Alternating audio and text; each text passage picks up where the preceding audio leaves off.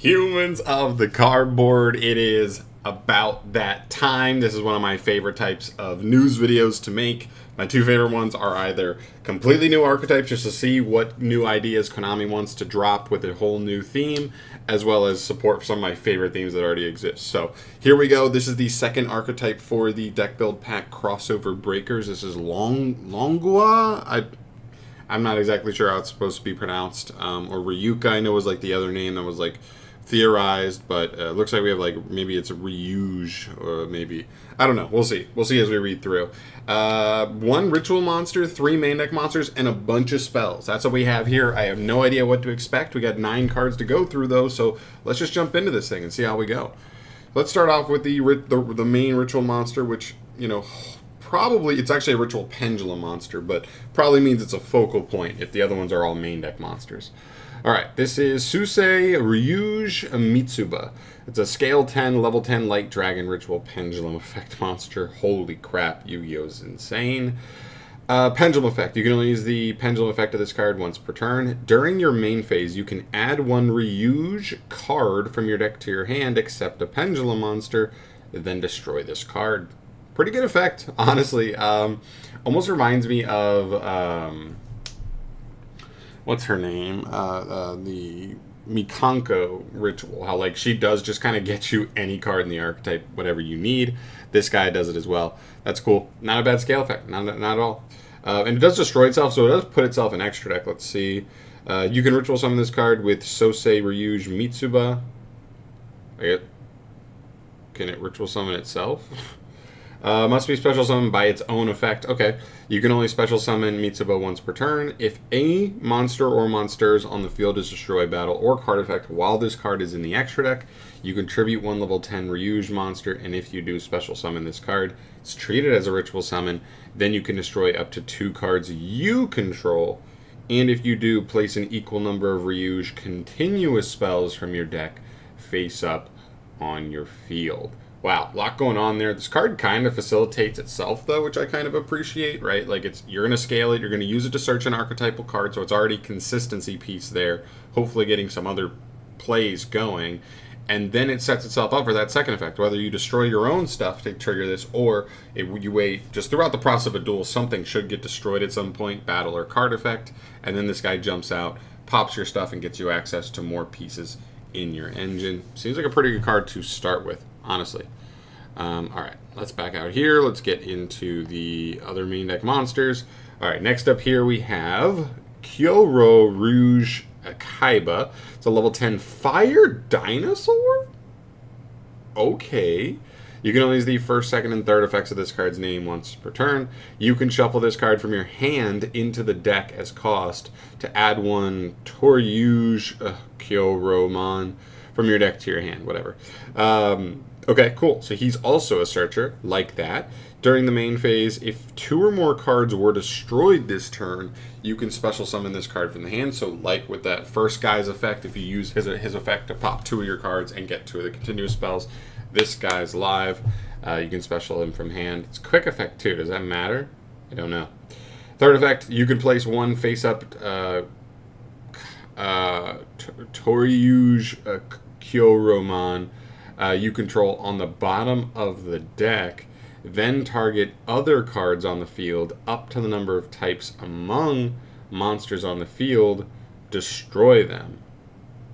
That sounds like a pretty good removal effect. Like, okay, so this card, you can shuffle it from your hand back into the deck to get this card, but if you also still get access to this card again, after even if you used him to search that card, or if you just have both, and him on field, you can put that card back to just basically pop anything you want. I mean, theoretically, this should be a lot. He's a dino. I'm assuming all the monsters in this archetype are so different, but it is weird. This is a weird archetype so far. I don't fully understand where we're going yet. Alright, next up we have this guy. This is Kairu Rouge Enba, level 10 water sea serpent. 3 hard ones per turn effects. You can discard this card to add his Kairomon card from your deck to your hand. I'm assuming these are like the continuous spells we're talking about in the archetype. During your main phase, if 2 or more monsters other than Enba were sent from the hand and or deck to the graveyard this turn, quick effect, special summon this card from your graveyard. Oh, summons from grave. That's cool. Oh, that's actually nice. because this card discards itself, so it already ends up in grave, and then if you just facilitate this, then he just comes back. Alright, you can place his continuous spell you control on the bottom of the deck to banish your opponent's entire hand. And if you do, they draw the same number of cards. That's like a droll lock. Scary idea right there. Is a droll lock with that effect right there. Scary card, honestly. Okay. These continuous spells are really going to have to... I'm really curious to see what they do. Alright, the third one here is a Wind Worm. 3 hard ones return effects again. You can banish this card from hand this time to add a Genrumon from deck to hand. If a monster becomes banished face up while this card is banished, and there are currently 2 or more banished monsters other than Hakuba, you can special summon this card. Okay. 2 or more. Okay, so as long as him and any other monster are banished, and then another monster becomes banished, this guy should be able to just summon himself. Okay.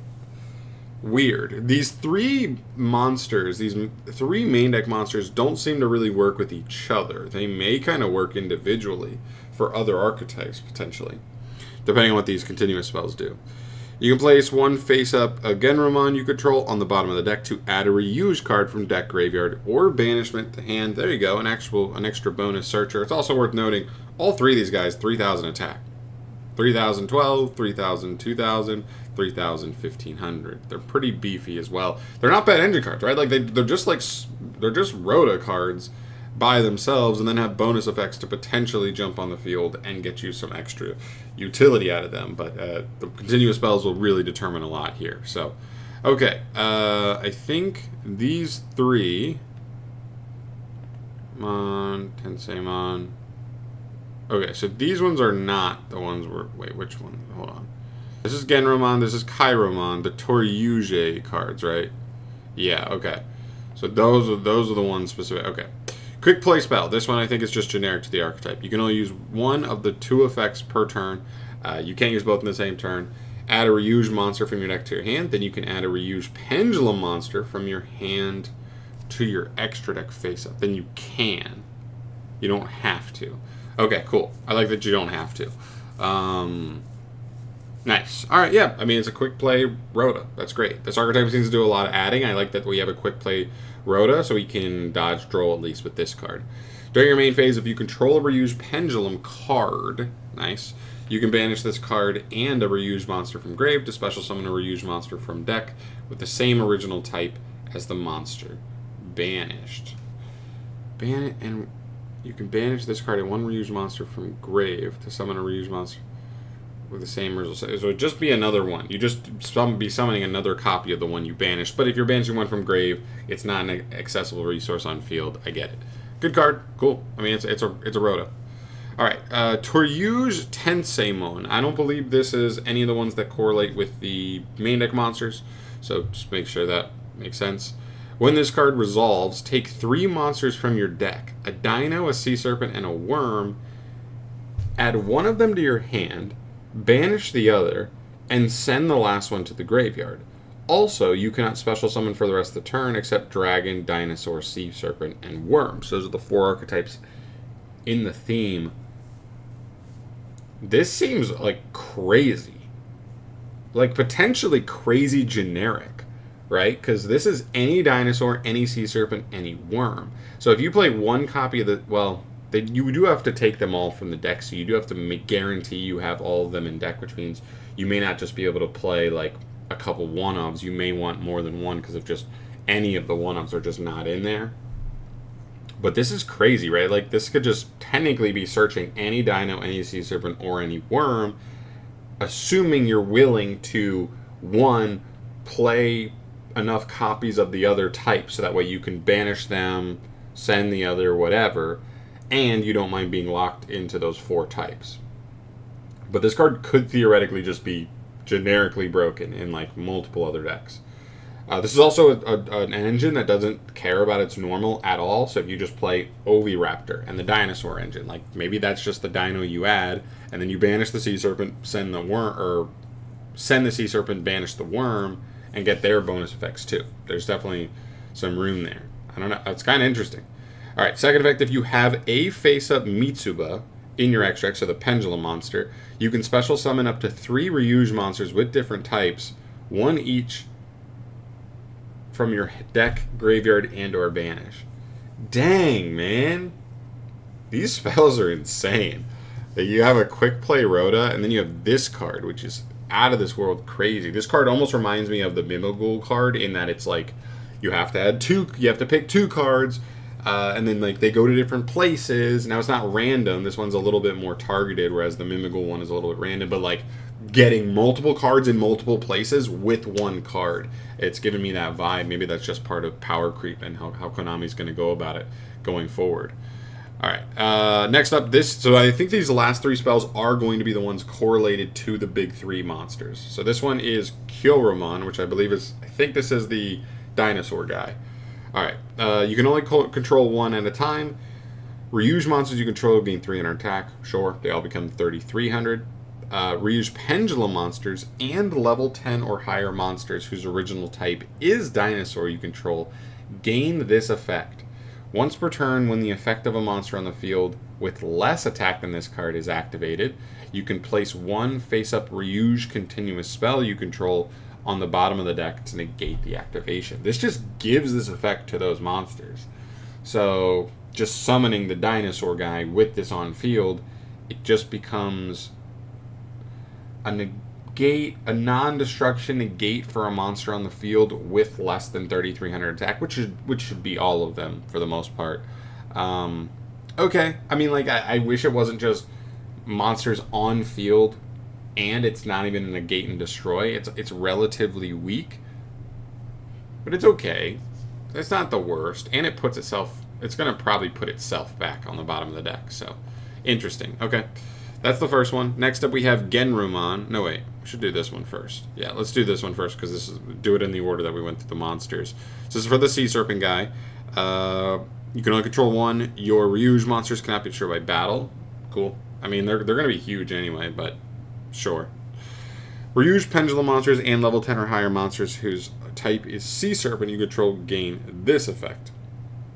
Once per opponent's turn. Quick effect. You can place 1 face-up Ryuuge continuous spell you control on the bottom of the deck, then target 1 card on the field, return it. I actually think as an interruption, this one's actually low-key just even better than the first one. The first one is just, like, it's okay. Like, the first one's not bad. It's just, it's not crazy. This one, though, is, you know, just bounce anything, and it's whenever. It's not, doesn't need to chain to a monster, your opponent, a monster on field, all that stuff. But yeah. Alright, and then the last one here we have is Genrumon. This is for the worm. You can only control 1. Any monster sent from the field to the graveyard during your opponent's turn is banished instead. Whoa. Whoa. That's disgusting. That's so disgusting already. Wow. Okay, so now like we have a very consistent engine that like low-key already just gets like searches of like almost Macrocosmos. This is going to be 75% of what Macrocosmos is for the most part. It is only field to graveyard, and it is only monsters. So like it's not everything, but that is 75% of the damage that Macrocosmos does. That's wild. For just worms generically. Dang, that's crazy. Okay. Third effect, last effect. Ryuuge Pendulum monsters and level 10 or higher monsters whose original type are worm gain this effect. So actually Sword Soul synergy here, because you can definitely get to level 10 worms, Synchro 10 worms in Sword Soul pretty easily. Once per turn, its opponent's turn, quick effect. You can place 1 face-up Ryuuge continuous spell you control on the bottom of the deck, then target 1 face-up monster on the field, change its attack to 0. Ah! There you go. Okay, so if you're going to give it the broken floodgate effect on this one, or it's not even like, yeah, it's good. It's a good floodgate effect on this one. You're going to have to weaken the quick effect on the opponent's turn.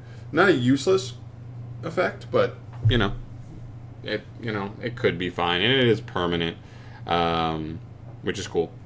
All right, very interesting. Also, as far as these numbers go, it's really hard to see here. I think that's 39. Let me see if I can get a good run on these. 38. Then we want this one. This is 37, 36, 35. And then these are 32, 33, 31. All right, and is the pendulum, is he 30 or is he 34? Oh God, where even is it? Where I don't even know. Oh, there you go, 34. Okay, so they should be missing one card. I guess at this point, do I guess that it's like a trap then? Because we have straight up 31 through 39 here. It could be a monster at the very beginning, like maybe an actual normal summon for the deck. To help tie some of these themes all together, or it could be like a trap or one more spell at the very end as well. But all things considered, very interesting engines here. Like, I think the Sea Serpent one seems to have the most. Well, the Worm one's scary because of like a super searchable Macrocosmos, basically. The Sea Serpent one is cool because it has, I think, overall the best interruption from its continuous spell. And then this field spell is crazy. This field's, and there's no restrictions on any of these cards, by the way. Like, they don't lock you, well, except for this card. This is the only card with a restriction on it. But other than that, like, I don't know. Like, there's no real restrictions. There's a world where, especially this card specifically, if we don't mind being locked into those 4 types, this card could be, like, insane in certain decks. Or maybe you could build a deck just entirely around this card. We'd have to wait and see. But very cool. Honestly, it's hard for me to even like put a real scope on exactly what this archetype really, like, the best way to utilize it is at this point. It doesn't feel like a full-on strategy on its own at this point. It feels more like a couple cards you could splash into other strategies, and maybe it takes another wave or two to really feel like it's full-own deck, but it is interesting to say the least. Yeah, that's kind of just where I end up on it. I'd love to hear from you guys, though. Where do you land on this? Like, what, just initial ideas. Where do you think these are going to see play in? What do you think these could match up well with going forward? They're interesting. And I guess the last thing would be to mention here is this is the second to last archetype. The by far most hyped up archetype for this deck build pack is Malice, and they should be coming out next week. Don't know if I'll be able to cover it immediately, but I will definitely cover it. At worst, I'll make a community post, and then I'll cover it when I'm back and can do it then. But that's by far the most hyped up archetype from this deck build pack. I like Ryuuge a lot. This archetype's interesting to me, but I'm also not a big dragon guy, and that's a little bit of what's going on with this archetype. So I don't know. They're interesting. Let me know your thoughts down below. Where do you think these could see some interesting splashability, other decks, all that stuff? I'd love to hear your thoughts on that, but I'm out of here for tonight. Thank you so much for watching. As always, guys, I will see you in the next one. Peace.